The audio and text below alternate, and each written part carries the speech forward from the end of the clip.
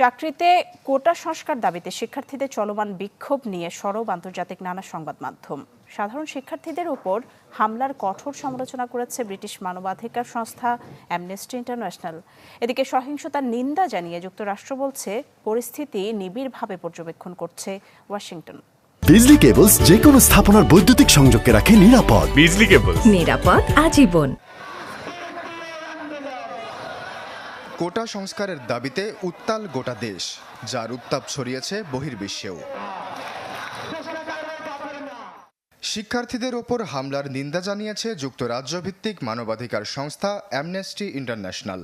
সামাজিক যোগাযোগ মাধ্যম এক্সে এক পোস্টের মাধ্যমে কথা জানায় সংস্থাটির দক্ষিণ এশিয়া শাখা। প্রোটেক্ট দ্য প্রোটেস্ট হ্যাশট্যাগ দিয়ে লেখা এ পোস্টে দ্রুত সরকারকে শিক্ষার্থীদের নিরাপত্তা নিশ্চিতের আহ্বান জানায় অ্যামনেস্টি। সংস্থাটি আরও জানায়, অতীতেও বাংলাদেশে বৈধ আন্দোলনে সাদা পোশাকধারীদের হামলার ঘটনা শনাক্ত করেছেন তারা।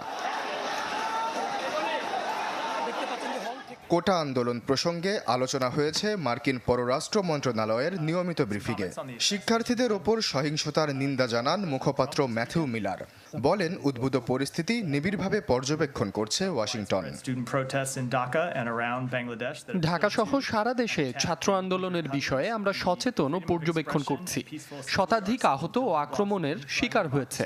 মত প্রকাশের স্বাধীনতা ও শান্তিপূর্ণ সমাবেশ যে কোনো গণতন্ত্রের জন্য অপরিহার্য। আমরা শান্তিপূর্ণ সমাবেশে হামলার নিন্দা জানাই। সহিংসতায় যারা ক্ষতিগ্রস্ত হয়েছে তাদের প্রতি সহানুভূতি প্রকাশ করছি। শতাধিক শিক্ষার্থী আহতের দাবি করে প্রতিবেদন প্রকাশ করেছে কাতার ভিত্তিক সংবাদ মাধ্যম আল জাজিরা। হামলার জন্য ক্ষমতাসীন দলের ছাত্র সংগঠনকে দায়ী করেন তারা। ভারতীয় সংবাদ মাধ্যম টাইমস অফ ইন্ডিয়া এবং এনডিটিভির প্রতিবেদনেও উঠে এসেছে একই তথ্য। বার্তা সংস্থা রয়টার্স গুরুত্ব দিয়ে প্রকাশ করেছে বাংলাদেশে কোটা সংস্কার আন্দোলনের খবর। একে প্রধানমন্ত্রী শেখ হাসিনার চতুর্থ মেয়াদে ক্ষমতা নেয়ার পর প্রথম ও সবচেয়ে বড় বিক্ষোভের তকমা দিয়েছে সংবাদ মাধ্যমটি। আশ্বাস চৌধুরী, চ্যানেল 24।